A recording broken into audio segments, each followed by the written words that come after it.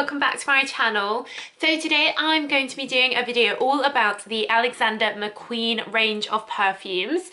If you're new here, then welcome to my channel. It's all about perfumes. Do subscribe if you're not already.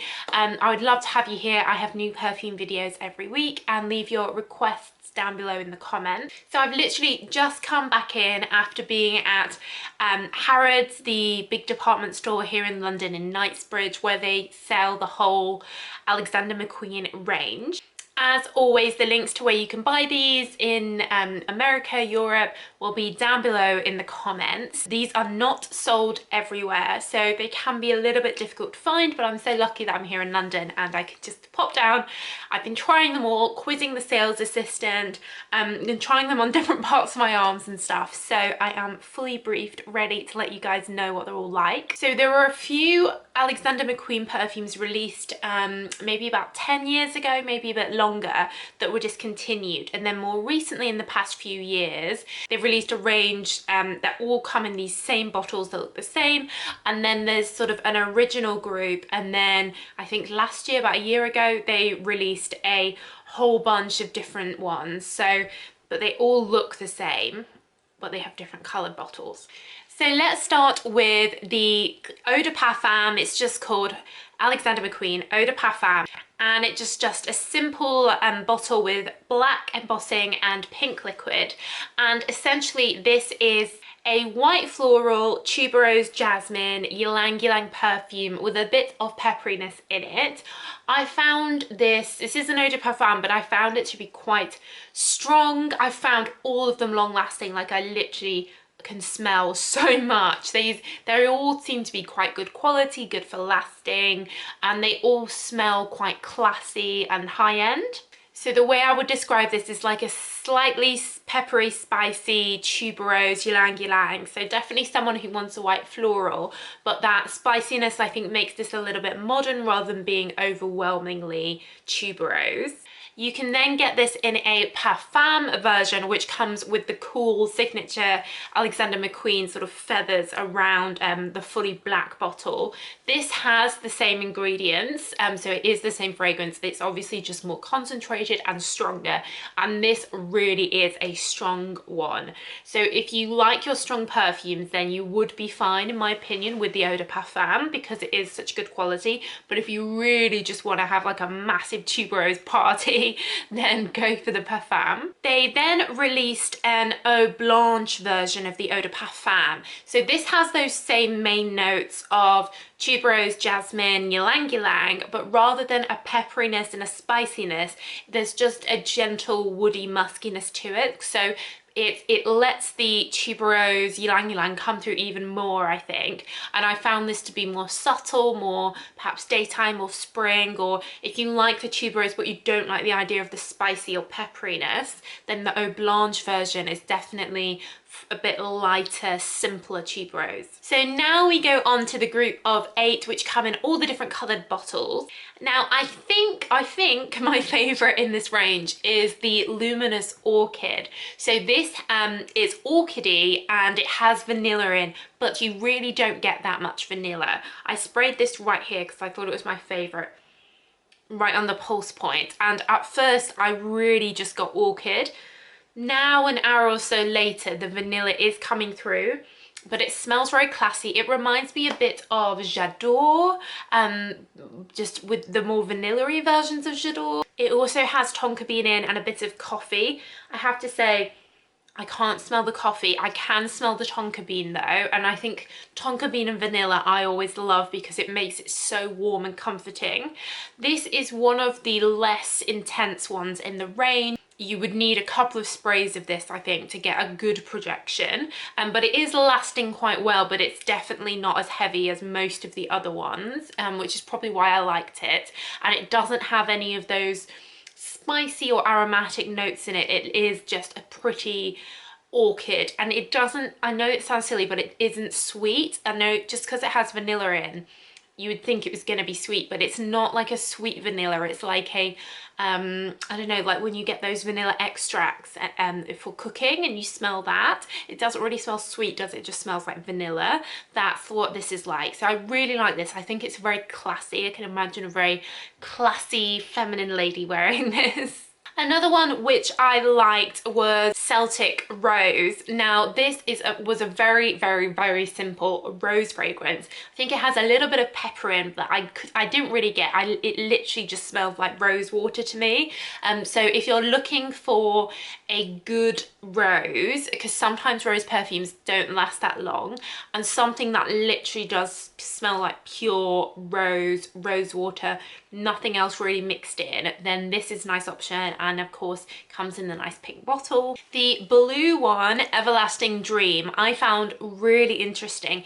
This is super aquatic. You can see from the branding it has like seashells in. It's very aquatic but strong aquatic, so it has driftwood in and minerally notes, and then that sort of smell of the ocean almost. So it's not salty, but it's like that fresh breeze. Think sort of light blue mixed with Izumiyaki, like very fresh. Really reminds me of sort of Cornwall beach, fresh, you know, very clean, almost unisex in that sense, because it's not flowery, it's not sweet, it's just clean, fresh, quality aquatic. There's then Vetiver Moss, which, as you'd expect, is really, really, really green and mossy. It's literally vetiver moss. And I think she said there was some orris root in this as well. So very, very like ultimate vetiver perfume. All of these have this sort of main note that champions it. So it's like the green one is really vetiver, the blue one's really aquatic. Like the color says what it's going to be. You know, the pink one's really rosy.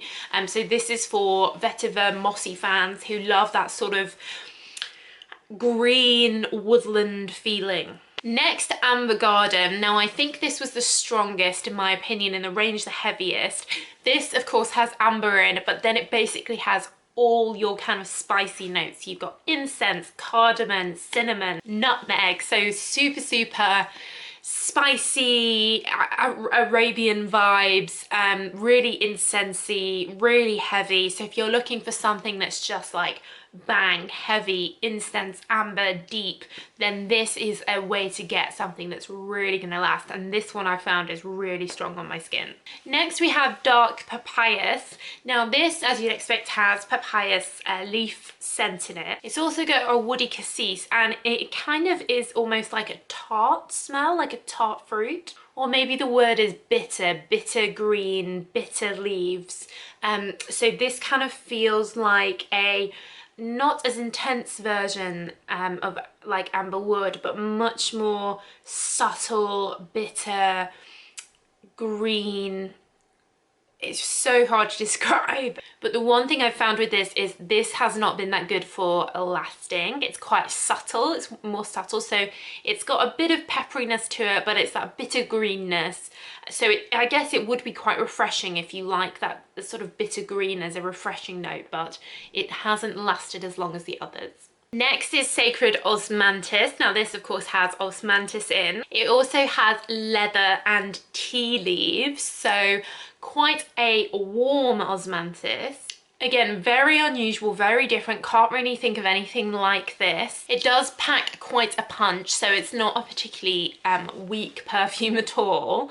And I think the leather makes it kind of warm, but it's almost more earthy warm than a sort of comforting warm. It's more like natural outside earthy osmanthus, and the leather is like an earthy animalistic scent. So this definitely for someone who likes that sort of nature type smell. And then lastly we have Blazing Lily. Now this is not your typical lily fragrance at all. Yes, it has lily in, but it also has gunpowder in. Now I quite like the use of gunpowder in perfumes. I think it makes them different, unusual. You sort of smell it on someone and you think, oh, that's unusual, what's that? And it kind of reminds me of like fireworks and that smell I associate with celebrations and positivity. So I do like it as an ingredient. So this is very unusual, again, nothing really like this. They also got a pepper in here as well, so hence the name Blazing Lily. So it's like an explosion of lily. So think sort of fiery, spicy lily, so feminine, but then it's got this kind of like punch behind it of the gunpowder. So, you know, don't mess with this person even though she smells like a pretty lily, delicate lily. Very different. Definitely want to give it a sniff if you're near them. But I know lilies are a fragrance note that, you know, do divide opinion. Totally get that. So that's my rundown of the range. Let me know if you have any of these or which ones you've liked, which ones have you tried. It was really fun to go and try them all, and I have found that, like, collectively I really smell of perfume, so they are quite good quality. They are towards the more expensive side of cost of fragrances. However, I have found particularly the Eau de Parfum and Parfum of the original McQueen, I found them quite discounted online. So I'll leave the links down below where I can find them, guys, but they seem to vary in price quite a lot. But the full RRP I think is about £140 for the full size, but you do get what you'll pay for. They're unusual, they're quality, and pretty much all of them, like most of them, are good for lasting. So that's it for now, guys. Do subscribe if you're not already, and give the video a thumbs up if it was helpful, and that's it. So I'll see you again in the next video. Bye.